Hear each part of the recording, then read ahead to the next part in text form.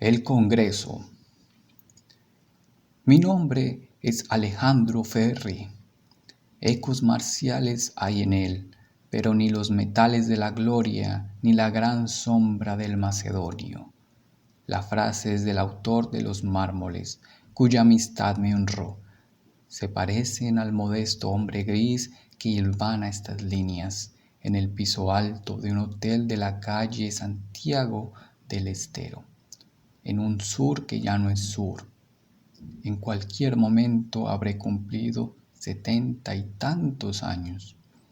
Sigo dictando clases de inglés a pocos alumnos, por indecisión o por negligencia o por otras razones.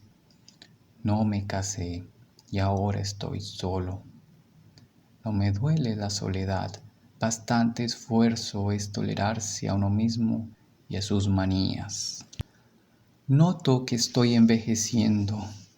Un síntoma inequívoco es el hecho de que no me interesan o sorprenden las novedades. ¿Acaso porque advierto que nada especialmente nuevo hay en ellas y que no pasan de ser tímidas variaciones? Cuando era joven me atraían los atardeceres, los arrabales y la desdicha. Ahora las mañanas del centro y la serenidad.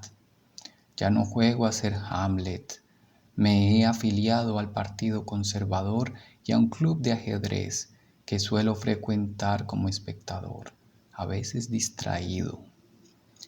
El curioso puede exhumar en algún oscuro anaquel de la Biblioteca Nacional de la Calle de México un ejemplar de mi breve examen del idioma analítico de John Wilkins, obra que exigiría otra edición, siquiera para corregir o atenuar sus muchos errores. El nuevo director de la biblioteca, me dicen, es un literato que se ha consagrado al estudio de las lenguas antiguas, como si las actuales no fueran suficientemente rudimentarias, y a la exaltación demagógica de un imaginario Buenos Aires de cuchilleros. Nunca he querido conocerlo. Yo arribé a esta ciudad en 1899 y una sola vez el azar me enfrentó con un cuchillero o con un sujeto que tenía fama de tal. Más adelante, si se presenta la ocasión, contaré el episodio. Ya dije que estoy solo. Días pasados, un vecino de pieza que me había oído hablar de Fermín Eguren me dijo que éste había fallecido en Punta del Este. La muerte de aquel hombre, que ciertamente no fue nunca mi amigo, se ha obstinado en entristecerme. Sé que estoy solo. Soy en la tierra el único guardián de aquel acontecimiento, el Congreso, cuya memoria no podré compartir. Soy ahora el último congresal. Es verdad que todos los hombres lo son, que no hay un ser en el planeta que no lo sea, pero yo lo soy de otro modo. Sé que lo soy. Eso me hace diverso de mis innumerables colegas, actuales y futuros. Es verdad que el día 7 de febrero de 1904 juramos por lo más sagrado no revelar. ¿Habrá en la tierra algo sagrado o algo que no lo sea? La historia del Congreso. Pero no menos cierto es que el hecho de que yo ahora sea un perjuro es también parte del Congreso.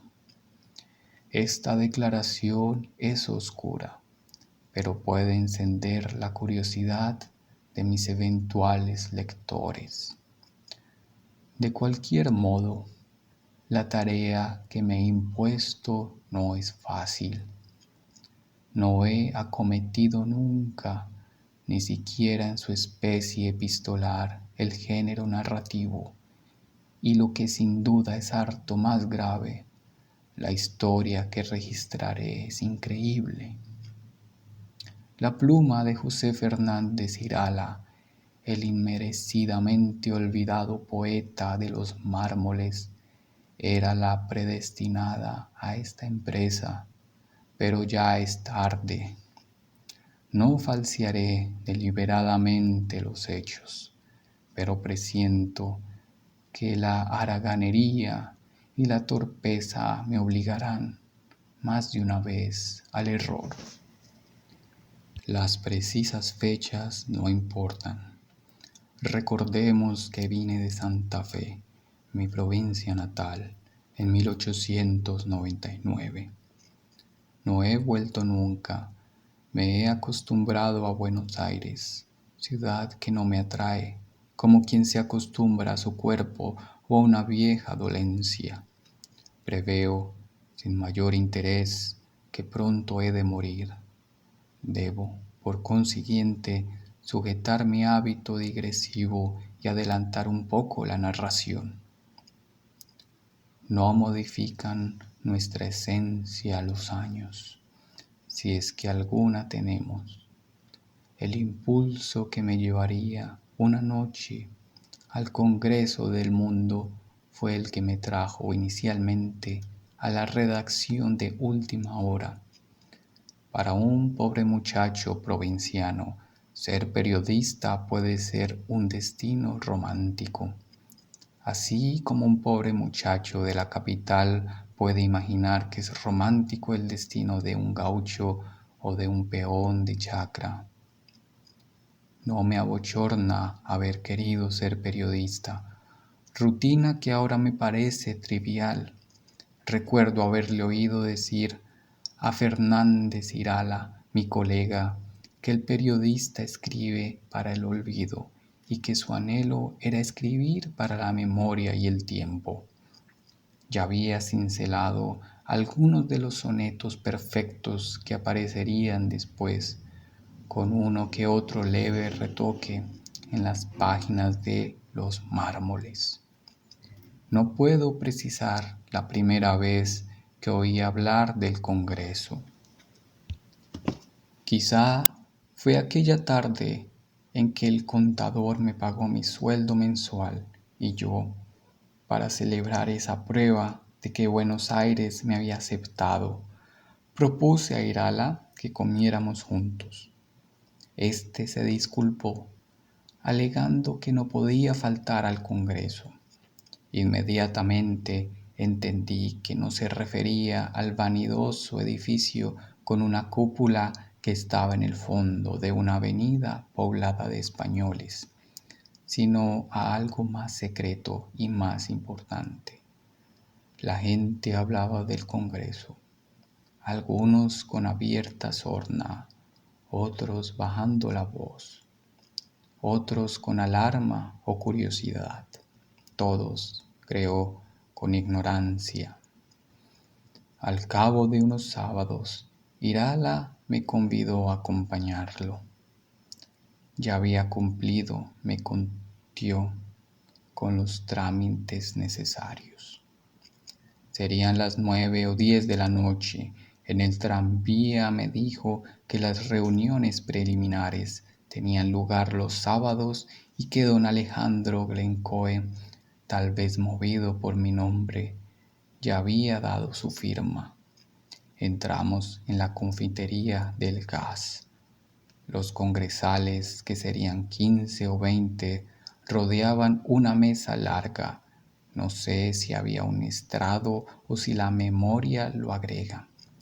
Reconocí en el acto al presidente, que no había visto nunca. Don Alejandro era un señor de aire digno, ya entrado en años, con la frente despejada, los ojos grises y una canosa barba rojiza. Siempre lo vi de levita oscura. Solía apoyar en el bastón las manos cruzadas. Era robusto y alto. A su izquierda había un hombre mucho más joven, también de pelo rojo.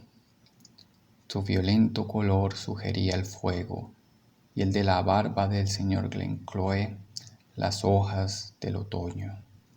A la derecha había un muchacho de cara larga y de frente singularmente baja, trajeado como un dandy. Todos habían pedido café y uno que otro ajenjo. Lo que primero despertó mi atención fue la presencia de una mujer sola entre tantos hombres. En la otra punta de la mesa había un niño de 10 años, vestido de marinero, que no tardó en quedarse dormido. Había también un pastor protestante, dos inequívocos judíos y un negro con pañuelo de seda y la ropa muy ajustada, a la manera de los compadritos de la esquina. Ante el negro y el niño había 2 tazas de chocolate. No recuerdo a los otros, salvo a un señor Marcelo del Mazo, hombre de suma cortesía y de fino diálogo, que no volví a ver más. Conservo una borrosa y deficiente fotografía de una de las reuniones, que no publicaré, porque la indumentaria de la época, las melenas y los bigotes, le darían un aire burlesco y hasta menesteroso, que falsearía la escena. Todas las agrupaciones tienden a crear su dialecto y sus ritos. El Congreso, que siempre tuvo para mí algo de sueño, parecía querer que los congresales fueran descubriendo sin prisa el fin que buscaba y aun los nombres y apellidos de sus colegas. No tardé en comprender que mi obligación era no hacer preguntas y me abstuve de interrogar a Fernández Irala, que tampoco me dijo nada. No falté un solo sábado, pero pasaron 1 o 2 meses antes que yo entendiera. Desde la segunda reunión, mi vecino fue Donald Graham, un ingeniero de Ferrocarril Sud, que me daría lecciones de inglés. Don Alejandro hablaba muy poco. Los otros no se dirigían a él, pero sentí que hablaban para él y que buscaban su aprobación. Bastaba un ademán de la lenta mano para que el tema del debate cambiara. Fui descubriendo poco a poco que el rojizo hombre de la izquierda tenía el curioso nombre de Twirl. Recuerdo su aire frágil, que es atributo de ciertas personas muy altas, como si la estatura les diera vértigo y los hiciera abovedarse. Sus manos, lo recuerdo, solían jugar con una brújula de cobre que a ratos dejaba en la mesa. A fines de 1914 murió como soldado de infantería en un regimiento irlandés. El que siempre ocupaba la derecha era el joven de frente baja, Fermín Eguren, sobrino del presidente. Descreo de los métodos del realismo, género artificial si los hay. Prefiero revelar de una buena vez lo que comprendí gradualmente. Antes, quiero recordar al lector mi situación de entonces.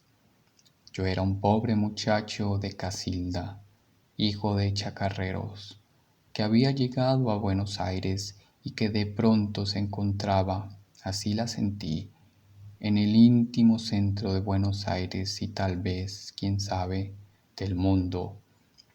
Medio siglo ha pasado y sigo sintiendo aquel deslumbramiento inicial, que ciertamente no fue el último. He aquí los hechos. Los narraré con toda brevedad.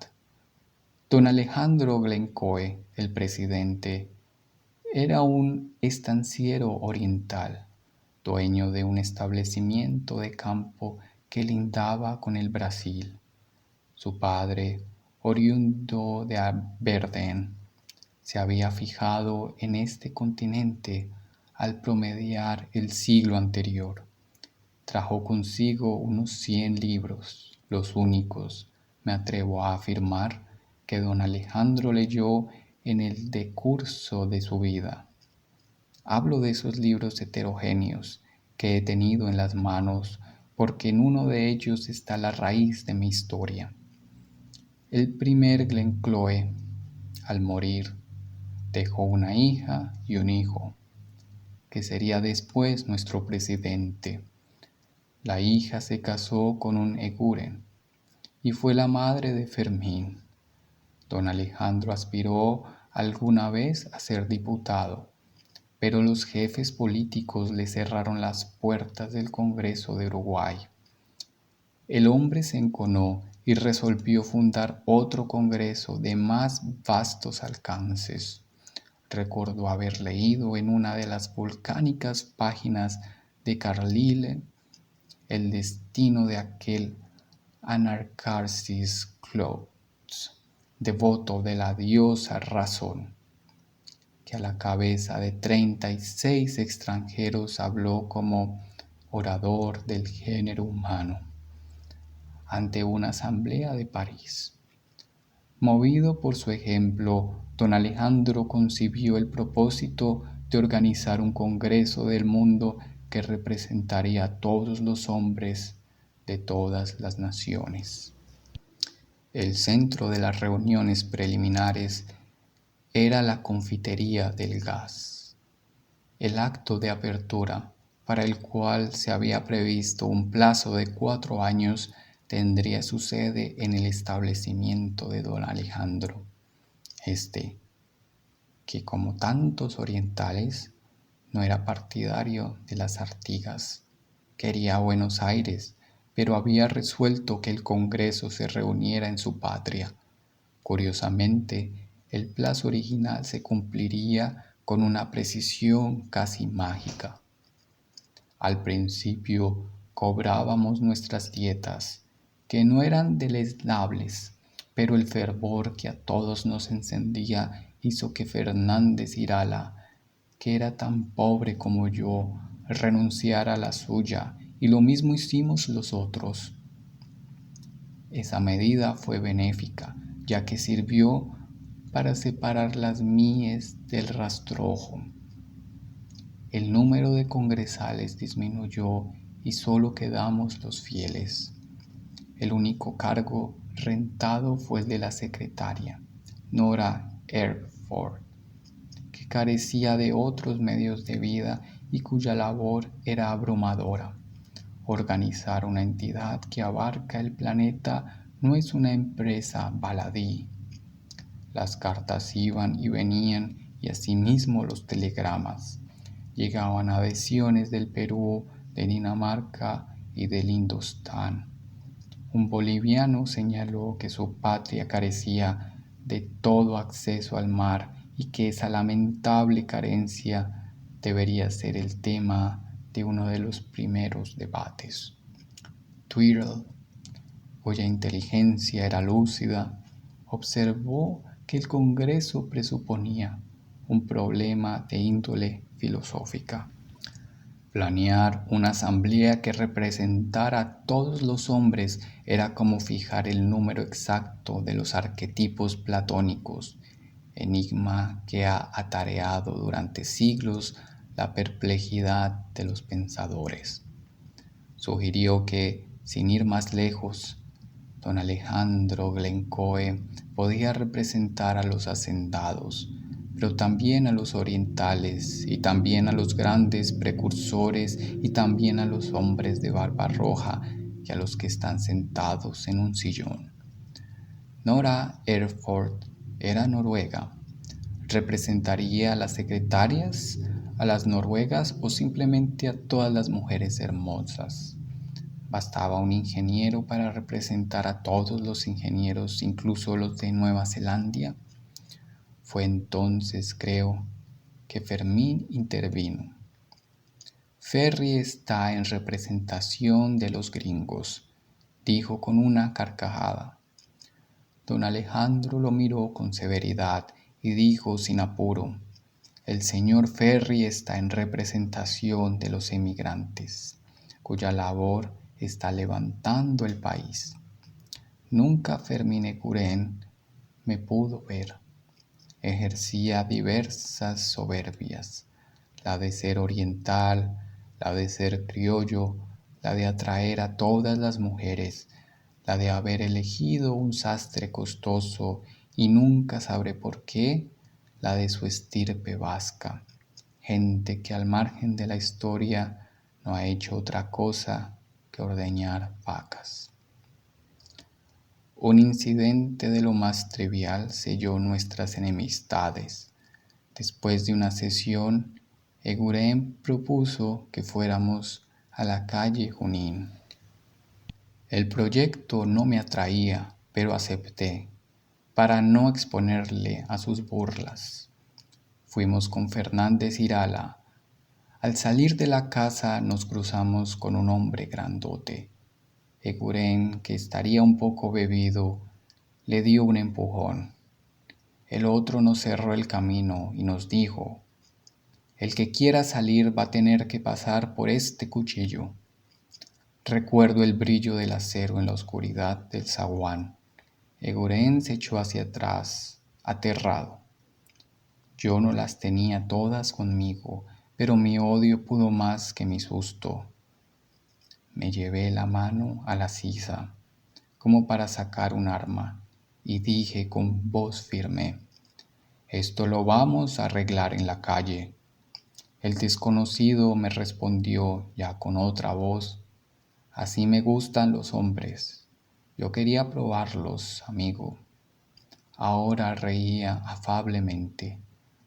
Lo de amigo cuenta por cuenta suya, le repliqué y salimos. El hombre del cuchillo entró en el prostíbulo. Me dijeron después que se llamaba Tapia o Paredes o algo por el estilo y que tenía fama de pendenciero. Ya en la vereda, Irala, que se había mantenido sereno, me palmeó y declaró con énfasis: entre los tres había un mosquetero. Salve d'Artagnan. Fermín Eguren nunca me perdonó haber sido testigo de su aflojada. Siento que ahora, y solo ahora, empieza la historia. Las páginas ya escritas no han registrado más que las condiciones que el azar o el destino requería para que ocurriera el hecho increíble, acaso el único de toda mi vida.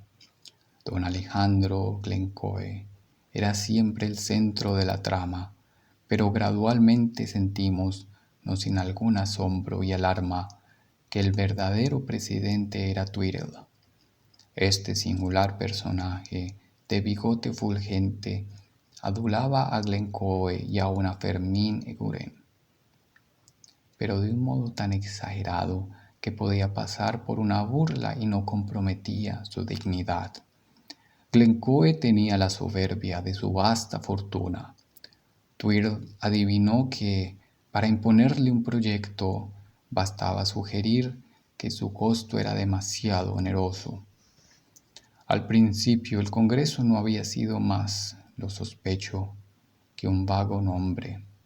Tweedle proponía continuas ampliaciones que don Alejandro siempre aceptaba. Era como estar en el centro de un círculo creciente que se agranda sin fin, alejándose. Declaró, por ejemplo, que el Congreso no podía prescindir de una biblioteca de libros de consulta. Nierenstein, que trabajaba en una librería, fue consiguiéndonos los atlas de Justus Berthes y diversas y extensas enciclopedias, desde la Historia Naturalis de Plinio y el Speculum de Beauvais hasta los gratos laberintos. Releo estas palabras con la voz de Fernández Irala, de los ilustres enciclopedistas franceses, de la británica, de Pierre Larousse, de Bocuse, de Larsen y de Montagnier y Simon. Recuerdo haber acariciado con reverencia los sedosos volúmenes de cierta enciclopedia china, cuyos bien pincelados caracteres me parecieron más misteriosos que las manchas de la piel de un leopardo. No diré todavía el fin que tuvieron y que por cierto no lamento. Don Alejandro nos había tomado cariño a Fernández Irala y a mí, tal vez porque éramos los únicos que no trataban de halagarlo. Nos convidó a pasar unos días en la estancia La Caledonia, donde ya estaban trabajando los peones albañiles. Al cabo de una larga navegación río arriba y de una travesía en balsa, pisamos la otra banda, un amanecer. Después tuvimos que hacer noche en pulperías menesterosas y que abrir y cerrar muchas tranqueras en la Cuchilla Negra. Íbamos en una volanta. El campo me pareció más grande y más solo que el de la chacra en que nací. Conservo aún mis dos imágenes de la estancia, la que yo había previsto y la que mis ojos vieron al fin. Absurdamente, yo me había figurado, como en un sueño, una combinación imposible de la llanura santafesina y del palacio de las aguas corrientes. La Caledonia era una casa larga, de adobe, con el techo de paja a dos aguas y con un corredor de ladrillo. Me pareció construida para el rigor y para el largo tiempo. Casi una vara de espesor tenían los toscos muros y las puertas eran angostas. A nadie se le había ocurrido plantar un árbol. El primer sol y el último la golpeaban. Los corrales eran de piedra. La hacienda era numerosa, flaca y guampuda. Las colas arremolinadas de los caballos alcanzaban el suelo. Por primera vez conocí el sabor del animal recién carneado. Trajeron unas bolsas de galleta. El capataz me dijo días después que no había probado pan en su vida. Irala preguntó dónde estaba el baño. Don Alejandro, con un vasto ademán, le mostró el continente. La noche era de luna. Salí a dar una vuelta y lo sorprendí, vigilado por un ñandú. El calor, que no había mitigado la noche, era insoportable y todos ponderaban el fresco. Las piezas eran bajas y muchas y me parecieron desmanteladas. Nos destinaron una que daba al sur, en la que había dos catres y una cómoda, con la palangana y la jarra que eran de plata. El piso era de tierra. Al día siguiente di con la biblioteca y con los volúmenes de Carlyle y busqué las páginas consagradas al orador del género humano, Anacharsis Clootz, que me había conducido a aquella mañana y a aquella soledad. Después del desayuno, idéntico a la comida, don Alejandro nos mostró los trabajos. Hicimos una legua a caballo entre los descampados. Irala, cuya equitación era temerosa, sufrió un percance. El capataz observó sin una sonrisa: el porteño sabe apearse muy bien. Desde lejos vimos la obra. Una veintena de hombres había erigido una suerte de anfiteatro despedazado. Recuerdo unos andamios y unas gradas que dejaban entrever espacios de cielo. Más de una vez traté de conversar con los gauchos, pero mi empeño fracasó. De algún modo sabían que eran distintos. Para entretenerse entre ellos, usaban parcamente un gangoso español abrasilerado. Sin duda por sus venas corrían sangre india y sangre negra. eran fuertes y bajos. En la Caledonia yo era un hombre alto, cosa que no me había sucedido hasta entonces. Casi todos usaban chiripá y uno que otro bombacha. Poco o nada tenían en común con los dolientes personajes de Hernández o de Rafael Obligado. Bajo el estímulo del alcohol de los sábados, eran fácilmente violentos. No había una mujer y jamás oí una guitarra. Más que los hombres de esa frontera, me interesó el cambio total que se había operado en don Alejandro. En Buenos Aires era un señor afable y medido. En la Caledonia, el severo jefe de un clan, como sus mayores. Los domingos por la mañana les leía la Sagrada Escritura a los peones, que no entendían una sola palabra. Una noche, el capataz, un muchacho joven que había heredado el cargo de su padre, nos avisó que un agregado y un peón se habían trabado a puñaladas. Don Alejandro se levantó sin mayor apuro, llegó a la rueda, se quitó el arma que solía cargar, se la dio al capataz, que me pareció acobardado, y se abrió camino entre los aceros. Oí enseguida la orden: «Suelten el cuchillo, muchachos». Con la misma voz tranquila agregó: «Ahora se dan la mano y se portan bien. No quiero barullos aquí». Los dos obedecieron. Al otro día supe que don Alejandro lo había despedido al capataz. Sentí que la soledad me cercaba. Temí no volver nunca a Buenos Aires.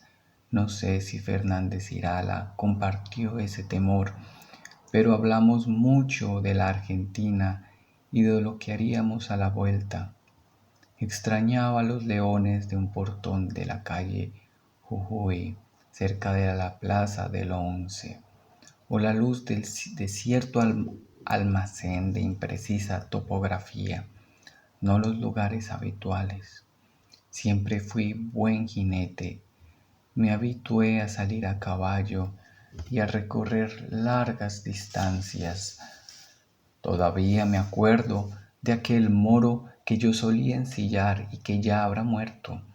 ¿Acaso alguna tarde o alguna noche en el Brasil, porque la frontera no era otra cosa que una línea trazada por mojones? Había aprendido a no contar los días cuando, al cabo de un día como los otros, don Alejandro nos advirtió: «Ahora nos vamos a acostar, mañana salimos con la fresca». Ya arriba abajo me sentí tan feliz que pude pensar con cariño en la Caledonia. Reanudamos la reunión de los sábados. En la primera, Twiddle pidió la palabra.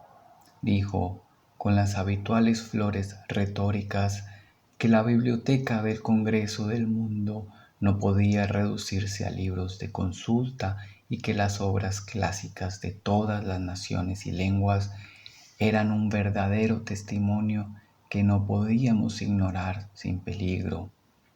La ponencia fue aprobada en el acto. Fernández Irala y el doctor Cruz, que era profesor de latín, aceptaron la misión de elegir los textos necesarios. Twiddle ya había hablado del asunto con Nierstein. En aquel tiempo no había un solo argentino cuya utopía no fuera la ciudad de París. Quizá el más impaciente de nosotros era Fermín Eguren. Lo seguía Fernández Irala por razones harto distintas. Para el poeta de los mármoles, París era Verlaine y Leconte de Lisle.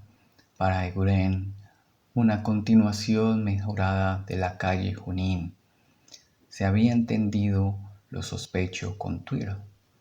En otra reunión, discutió el idioma que usarían los congresales y la convivencia de que los dos delegados y la conveniencia de que los dos delegados fueran a Londres y a París a documentarse.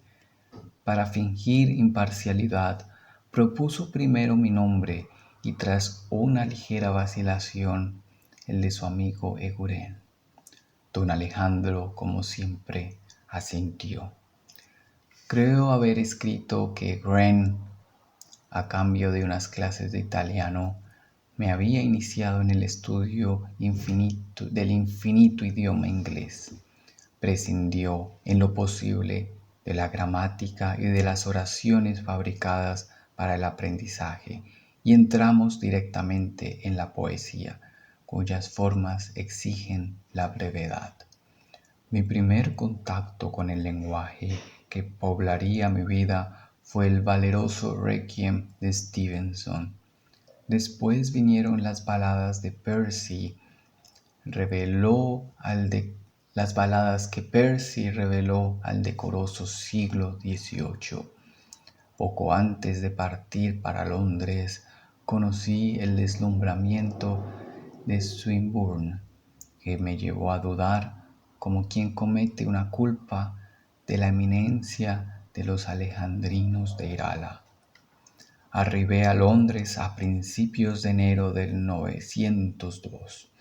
Recuerdo la caricia de la nieve que yo nunca había visto y que agradecí. Felizmente, no me tocó viajar con Eguren. Me hospedé en una módica pensión a espaldas del Museo Británico, a cuya biblioteca concurría de mañana y de tarde, en busca de un idioma que fuera digno del Congreso del Mundo. No descuidé las lenguas universales, me asomé al esperanto, que el lunario sentimental califica de equitativo, simple y económico, y al Volapük, que quiere explorar todas las posibilidades lingüísticas, declinando los verbos y conjugando los sustantivos. Consideré los argumentos en pro y en contra de resucitar el latín, cuya nostalgia no ha cesado de perdurar al cabo de los siglos. Me demoré asimismo en el examen del idioma analítico de John Wilkins, donde la definición de cada palabra está en las letras que la forman. Fue bajo la alta cúpula de la sala que conocí a Beatriz. Esta es la historia general del Congreso del Mundo, no la de Alejandro Ferri, la mía, pero la primera abarca a la última, como a todas las otras.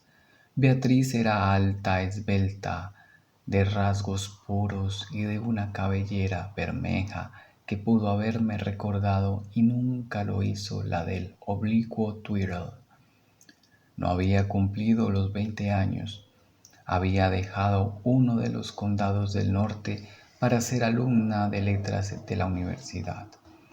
Su origen, como el mío, era humilde.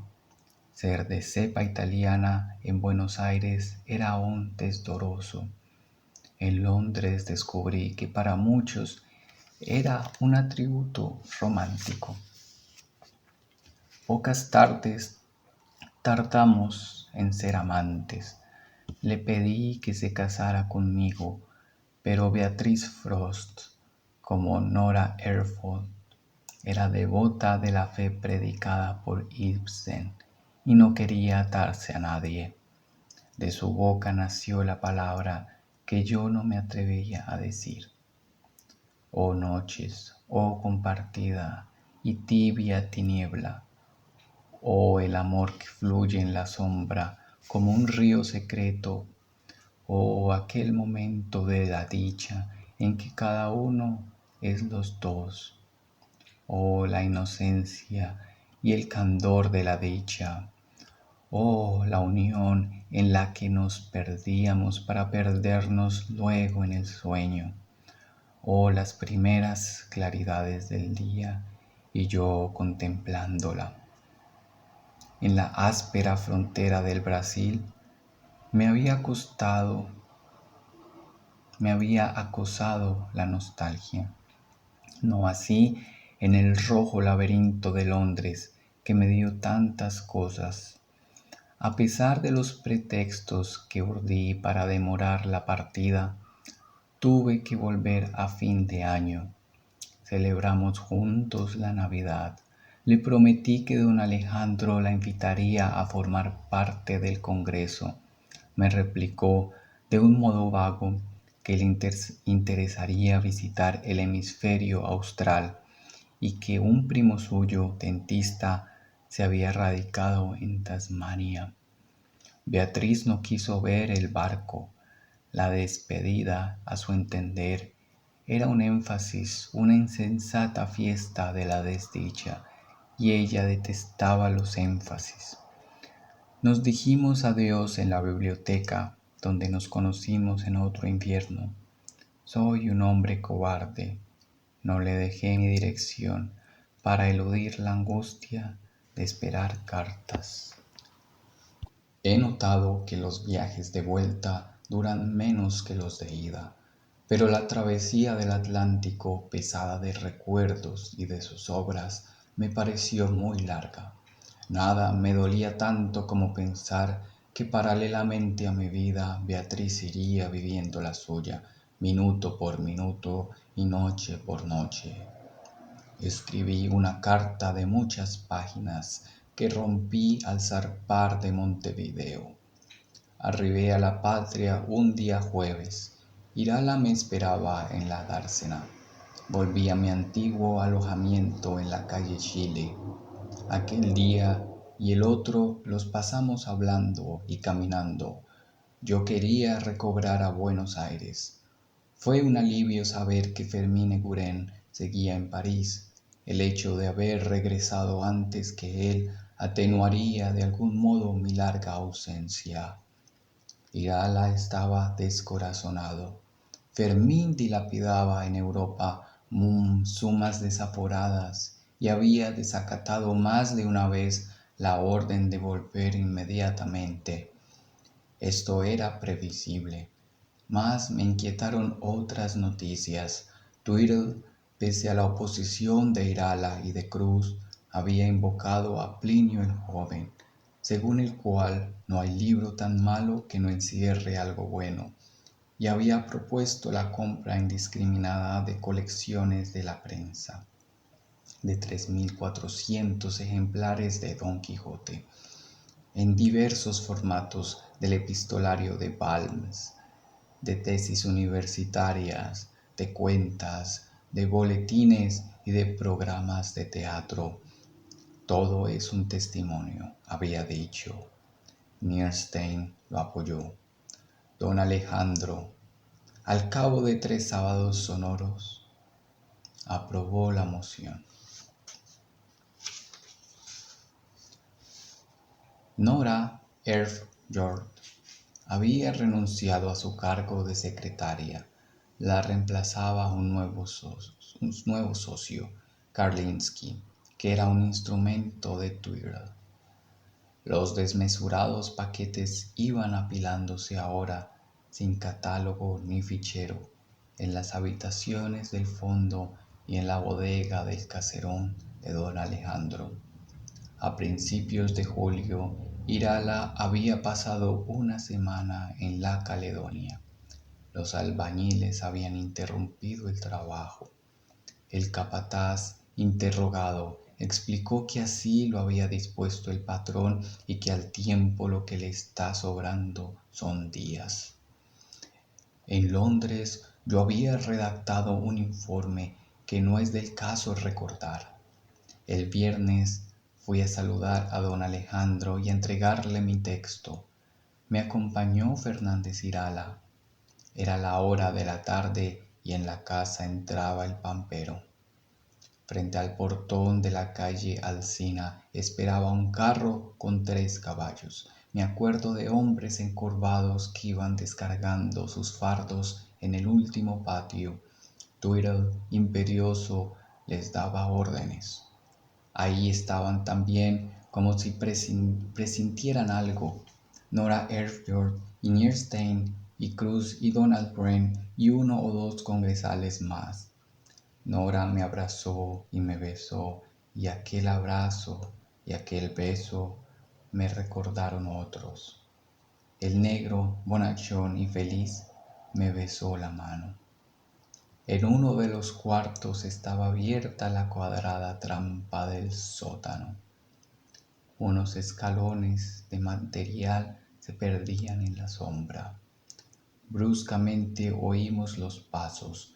Antes de verlo, supe que era don Alejandro el que entraba. Casi como si corriera, llegó. Su voz era distinta.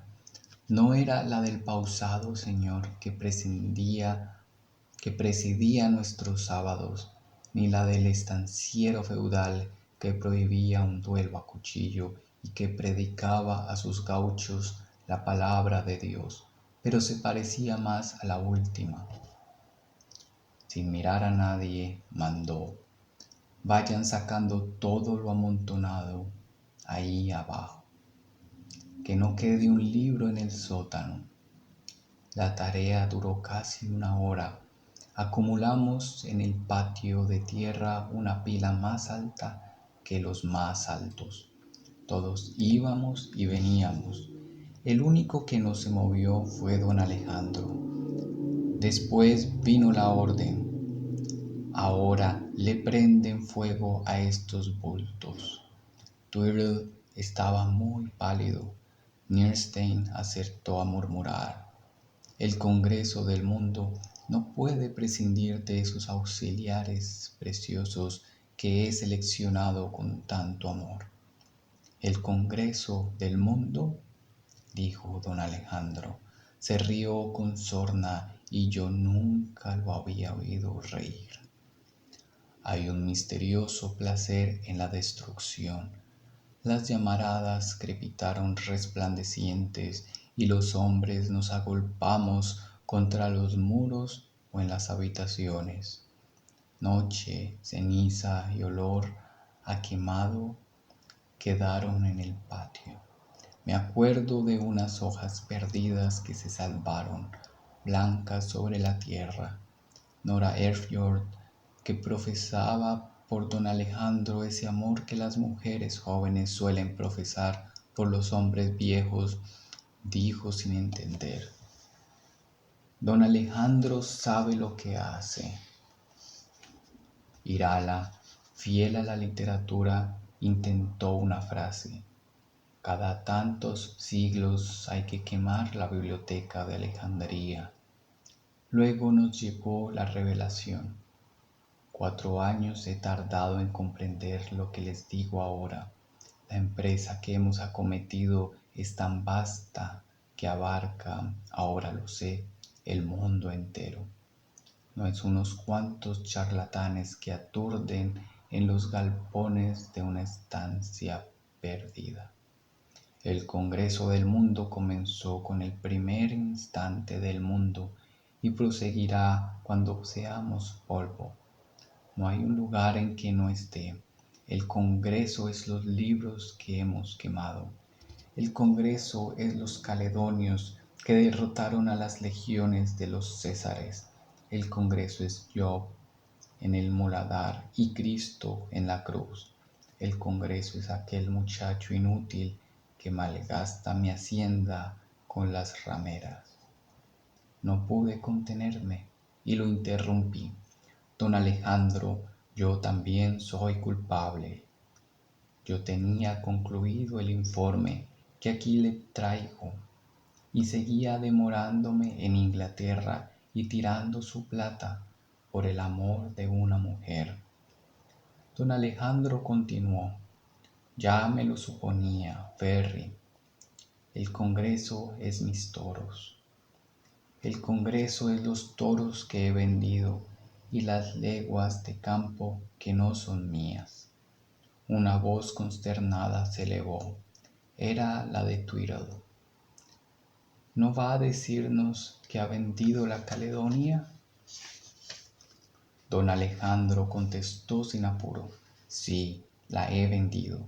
Ya no me queda un palmo de tierra. pero mi ruina no me duele, porque ahora entiendo. Tal vez no nos veremos más, porque el Congreso no nos precisa, pero esta última noche saldremos todos a mirar el Congreso. Estaba ebrio de victoria, nos inundaron su firmeza y su fe. Nadie ni por un segundo pensó que estuviera loco. En la plaza tomamos un coche abierto. Yo me acomodé en el pescante, junto al cochero, y don Alejandro ordenó: Maestro, vamos a recorrer la ciudad. Llévenos donde quiera. El negro, encaramado en un estribo, no cesaba de sonreír. Nunca sabré si entendió algo. Las palabras son símbolos que postulan una memoria compartida. La que ahora quiero historiar es mía solamente. Quienes la compartieron han muerto. Los místicos invocan una rosa, un beso, un pájaro que es todos los pájaros, un sol que es todas las estrellas y el sol, un canto de vino, un jardín o el acto sexual. De esas metáforas ninguna me sirve para esa larga noche de júbilo que nos dejó cansados y felices en los linderos de la aurora. Casi no hablamos mientras las ruedas y los cascos retumbaban sobre las piedras. Antes del alba, cerca de un agua oscura y humilde, que era tal vez el Maldonado o tal vez el riachuelo, la alta voz de Nora Earfjord entonó la balada de Patrick Spence y don Alejandro coreó uno que otro verso en voz baja, desafinadamente. Las palabras inglesas no me trajeron la imagen de Beatriz. A mis espaldas Tweedle murmuró: He querido hacer el mal y hago el bien. Algo de lo que entrevimos perdura: el rojizo paredón de la Recoleta, el amarillo paredón de la cárcel, una pareja de hombres bailando en una esquina sin ochava, un atrio ajedrezado con una verja, las barreras del tren, mi casa, un mercado, la insondable y húmeda noche. Pero ninguna de esas cosas fugaces que acaso fueron otras importa. Importa haber sentido que nuestro plan, del cual más de una vez nos burlamos, existía realmente y secretamente, y era el universo y nosotros. Sin mayor esperanza, he buscado a lo largo de los años el sabor de esa noche. Alguna vez creí recuperarla en la música, en el amor, en la incierta memoria, pero no ha vuelto, salvo una sola madrugada en un sueño. Cuando juramos no decir nada a nadie, ya era la mañana del sábado. No los volví a ver más, salvo a Irala. No comentamos nunca la historia. Cualquier palabra nuestra hubiera sido una profanación. En 1914, don Alejandro Glencoe murió y fue sepultado en Montevideo. Irala ya había muerto el año anterior. Con Mierstein me crucé una vez en la calle Lima y fingimos no habernos visto.